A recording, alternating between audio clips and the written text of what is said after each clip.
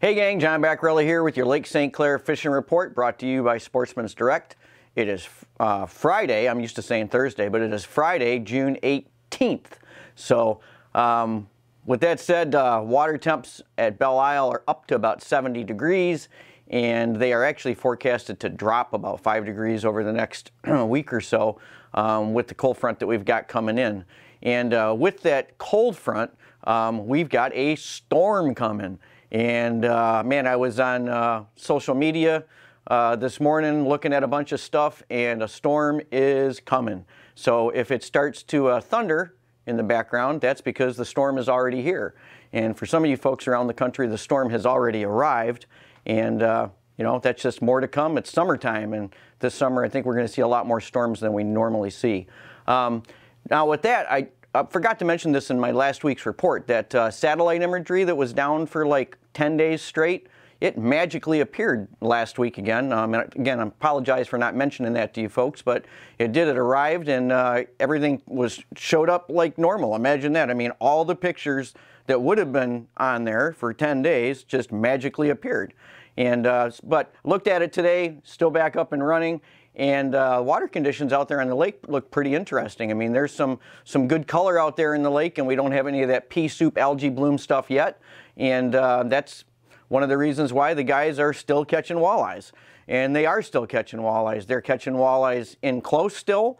They're catching walleyes out deep, and they're catching walleyes out in the channels. And I guess they're still catching walleyes down the Detroit River. For the guys that stayed down there running bottom bouncers, they're still catching fish down there. They're catching fish up from 26 to 28, South Channel, all the channels, and then up into the St. Clair River.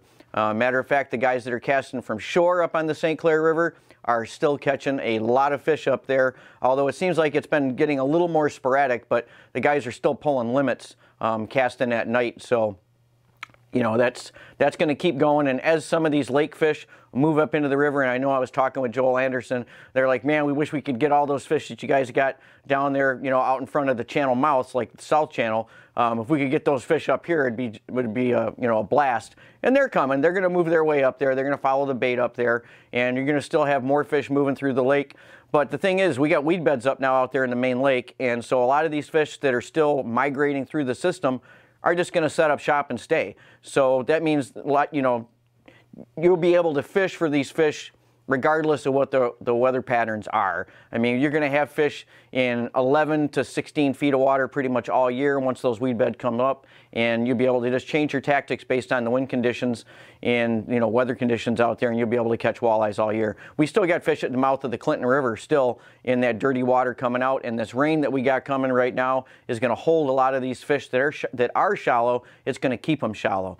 For you smallmouth guys, smallmouth fishing out there has still been fantastic, and we still got fish all the way into shore and then all the way out to the channel now. So I've got guys that are catching really big smallies out there by the channel, pulling cranks for walleyes and on bottom bouncers and inline night crawler harnesses as well. But you've got fish kind of everywhere in between, and normally you guys would be saying, oh my gosh, the fish are so scattered, it's hard, but it really hasn't been hard. It seems like this year there's just a lot of fish. If you fish in real tight, you're not going to get big fish. You're going to get a lot of small fish, and as you move out deeper, you're going to get into bigger fish. So it's just, you know, that you may even still find fish spawning right now on the north end of the lake as you get into some of those cooler areas, and out deeper in 10, 11, 12 feet of water. We do get some late spawners even down in the Mile Road area, even into like now into mid to the end of June.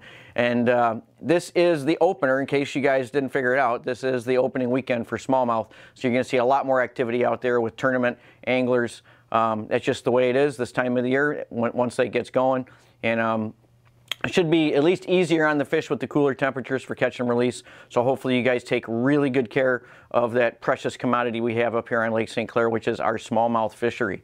The muskie anglers, they are struggling a bit. As you know, they're stuck here on the American side. Hopefully they open up that Canadian border. But right now we are fishing all American waters. So I will give you a tidbit that some of the guys have figured out there already, just like the smallmouth guys with that top water bite. Remember I mentioned it last week.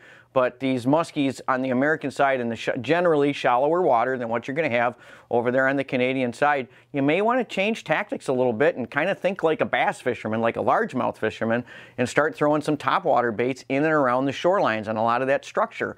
I fish with a lot of shore fishermen, and I'll tell you, we have no problem catching muskies from shore within casting range, and you guys from the boat shouldn't have any trouble catching muskies along the shoreline within our casting range, and you'll have a lot more available structure to fish, being that you can fish the entire shoreline area and all that structure that you normally fish for smallmouths. We got a bunch of topwater baits in for you guys to do just that, and have fun out there. I mean, it's a blast if you get a big fish blowing up on the surface. I mean, there's nothing better than that. I mean, it'll make your day. And getting those topwater follows can be fun too, with those fish smoking right behind that bait. So check out that selection we got of the topwater baits and get out there and try for some of those topwater muskie action we got going on out there right now. Mayfly hatch is going. We're not seeing a lot on shore because of the wind directions. Although this storm, if the wind clocks back around a little bit onshore, I expect to get a bunch of fish or a bunch of mayflies on shore. So you know, we'll probably have the lights out in the parking lot in the morning to try to keep the mayflies to a minimum out there. Trying to think if I got anything else for you guys. We covered a lot already so fast, but you know, pay attention to the weather out there. This is a big lake, and it gets rough in a hurry. We don't want to, you know, you don't want to be caught out there in a big storm. I mean, this lake has got a reputation of getting nasty, like with this storm front we got coming in right now. So pay attention to that.